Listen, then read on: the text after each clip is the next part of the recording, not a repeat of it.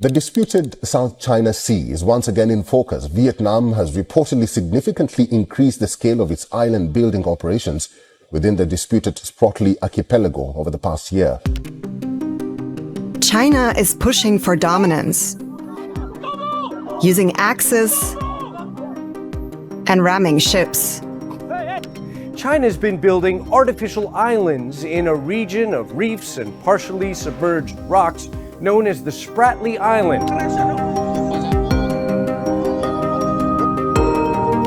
Guys, kalian tahu nggak? Ada dua negara komunis yang dulu mereka ini sahabatan nih, jadi sekutu. Bahkan saling bantu-membantu waktu perang. Tapi sekarang hubungan kedua negara ini justru memanas. Bahkan kedua negara ini terancam pecah kongsi. Yang lebih mengejutkan lagi, semua ini bermula gara-gara mereka ini memperebutkan pulau kecil. Kok bisa? Dan kenapa pulau kecil aja bisa bikin dua negara yang bersekutu jadi berkonflik? Kalau kalian penasaran, jangan skip video ini, tonton terus, let's check this out.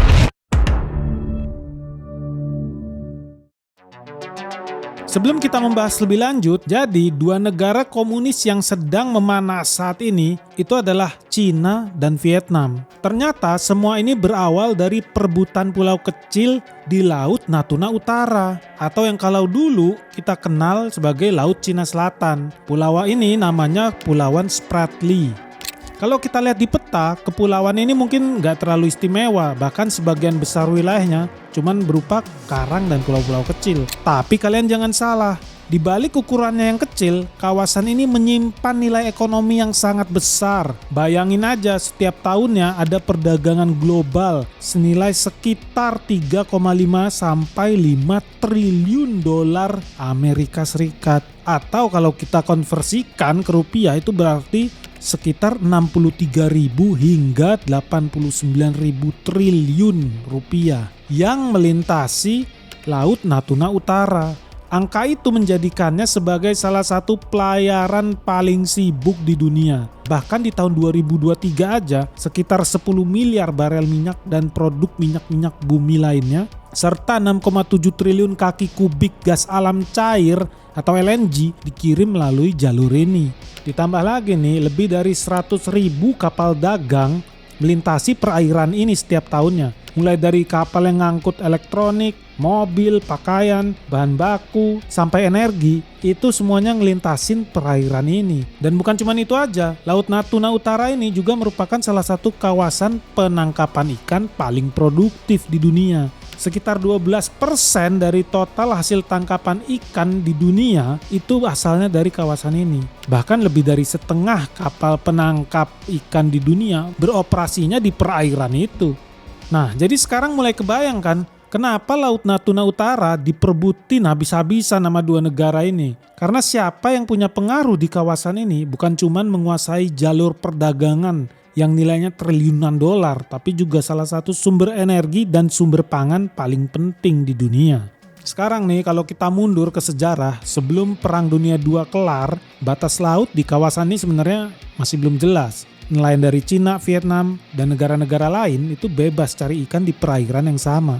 Namun setelah Perang Dunia II kelar, di tahun 1947, pemerintah Cina itu menerbitkan sebuah peta yang kita kenal dengan nama Nine Dash Line. Apa sih Nine Dash Line tuh? Gampangnya gini, Nine Dash Line itu adalah garis berbentuk kayak huruf U yang digambar Cina nih di Laut Natuna Utara. Lewat garis itu Cina mengklaim hampir 90% wilayah Laut Natuna Utara sebagai bagian dari wilayahnya. Masalahnya, wilayah yang sama juga diklaim sama Filipina, Vietnam, Malaysia, Brunei, Taiwan. Dan sejak saat itu sengketa Laut Natuna Utara mulai panas dan terus lanjut sampai sekarang. Nah, dari semua negara yang menolak klaimnya si Cina itu, Nine Dash Line itu, salah satu yang paling keras menolak adalah Vietnam. Vietnam itu nganggep kepulauan Spratly yang diperbutin ini itu bagian dari wilayah dia. Sementara Cina juga ngeklaim kalau pulau itu punya dia. Kenapa? Apa dasarnya? Ya Nine Dash Line. Akibatnya kedua negara ini mulai saling ngirim kapal buat patroli, bikin pos-pos militer di sekitar kepulauan Spratly. Dan di tahun 1988 terjadilah apa yang ditakutkan, ada bentrokan bersenjata. Dan dalam pertempuran tersebut puluhan tentara Vietnam tewas, sementara Cina berhasil menguasai beberapa terumbu karang yang posisinya sangat strategis. Dan sejak saat itu hubungan kedua negara di Laut Natuna Utara nggak pernah benar-benar damai lagi.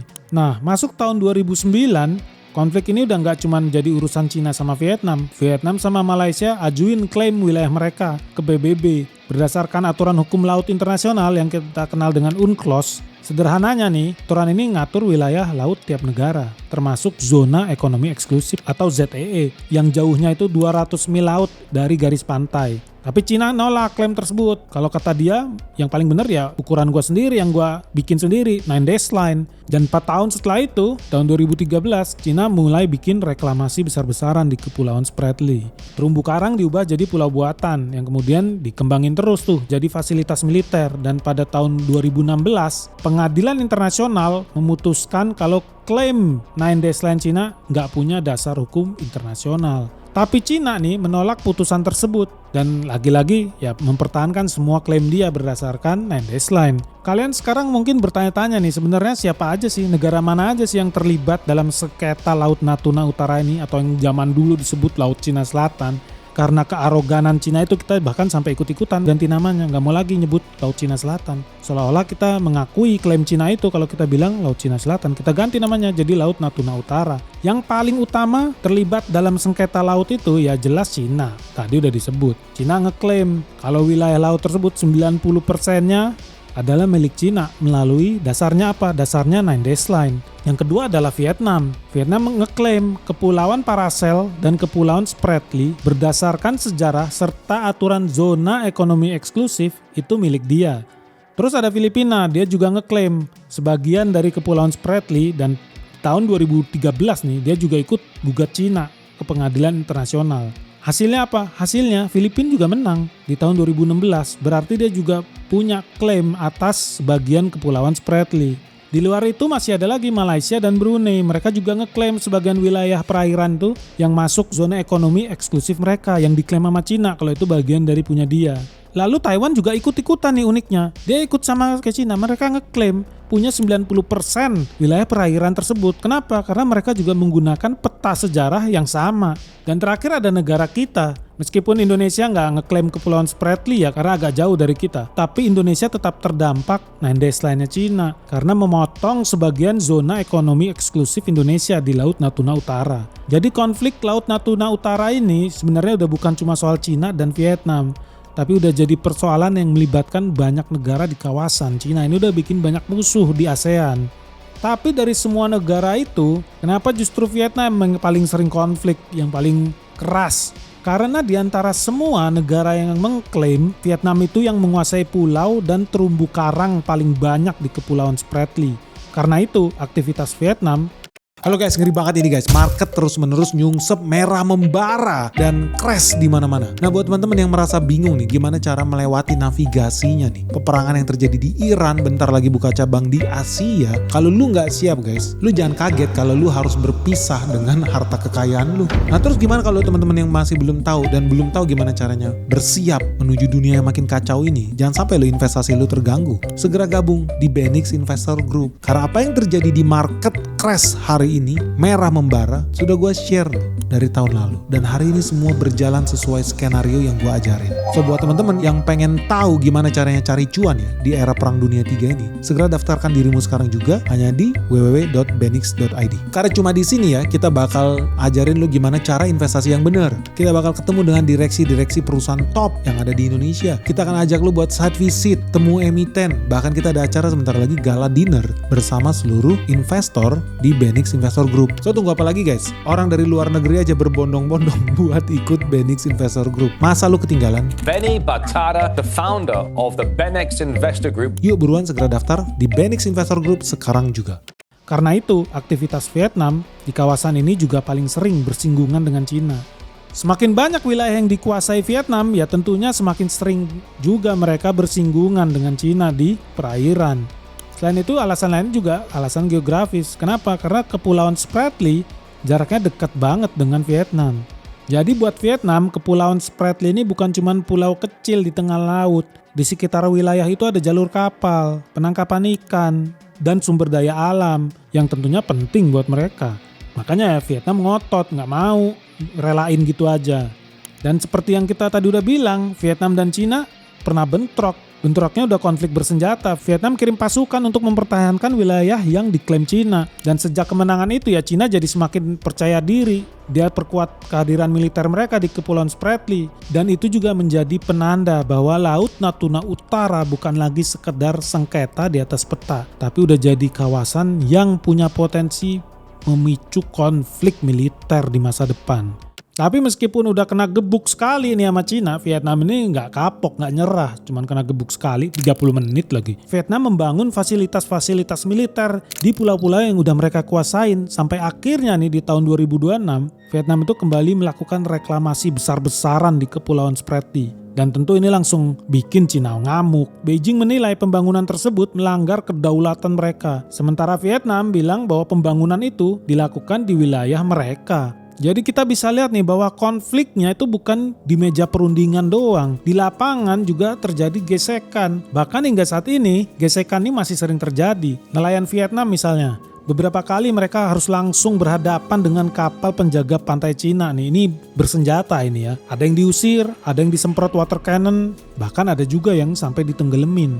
Bukan cuma itu aja, kapal patroli kedua negara juga sering saling hadang di wilayah sengketa. Dalam beberapa kejadian nih, jarak kedua kapal bahkan cuma sekitar 10 meter. Ini kalau zamannya bajak laut, itu bisa saling lompat tuh pakai tali ke kapal sebelah. Bayangin aja nih, berarti kalau jaraknya cuma 10 meter, sedikit salah manuver aja, itu situasi bisa langsung jadi konflik besar.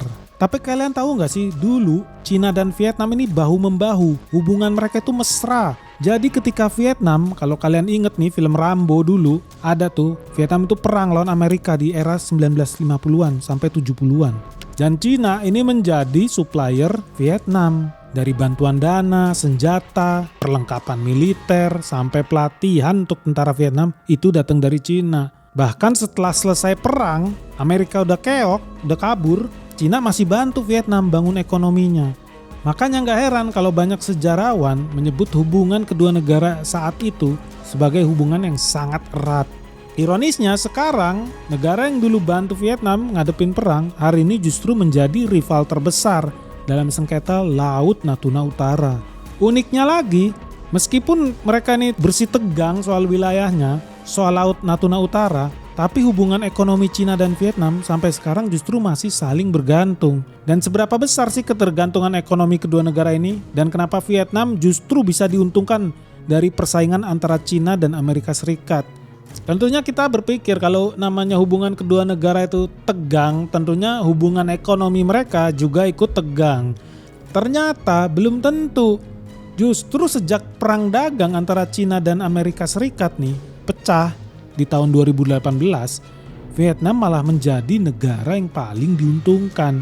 Kenapa? Karena banyak perusahaan yang sebelumnya memproduksi barang di Cina, ini mulai mindahin pabrik ke Vietnam. Kenapa? Ya tentunya agar nggak kena tarif impor dari Amerika. Lu tahu sendiri hobinya Donald Trump bikin tarif. Akibatnya investasi asing itu mengalir deras ke Vietnam. Pabrik bertambah, lapangan kerja bertambah. Ekspor Vietnam ikut melonjak. Bisa dibilang persaingan antara Cina dengan Amerika justru membuka peluang besar-besaran buat ekonomi Vietnam. Nah, dampaknya bisa kita lihat langsung nih dari data. Di tahun 2025, ekonomi Vietnam itu tumbuh sekitar 8,02%. Tertinggi di ASEAN. Investasi asing juga terus ngalir. Dari Hong Kong, Cina, Korsel, sampai Singapura. Sampai sekarang Cina bahkan sudah memiliki ribuan proyek investasi di Vietnam. Terutama di manufaktur dan pengolahan. Menariknya lagi nih, nilai investasi Cina ke Vietnam, data pemerintah Vietnam ini menunjukkan investasi dari Hong Kong naik hampir 4 kali lipat jadi 6,7 miliar dolar Amerika atau sekitar 113 triliun rupiah. Sementara investasi langsung dari Cina naik sekitar 2 kali lipat. Nilai investasinya itu mencapai 22,7 miliar dolar Amerika Serikat atau hampir setara 385 triliun rupiah. Bahkan negara K-pop Korea Selatan itu juga ikut-ikutan nanemin investasi sekitar 5,7 miliar dolar AS atau sekitar 97 triliun rupiah. Disusul terakhir Singapura, nilainya cuma 4,4 miliar dolar AS atau sekitar 75 triliun. Di satu sisi jadi Cina dan Vietnam ini konflik soal wilayah, tapi di sisi lain ekonomi kedua negara justru saling membutuhkan. Hubungannya jadi unik.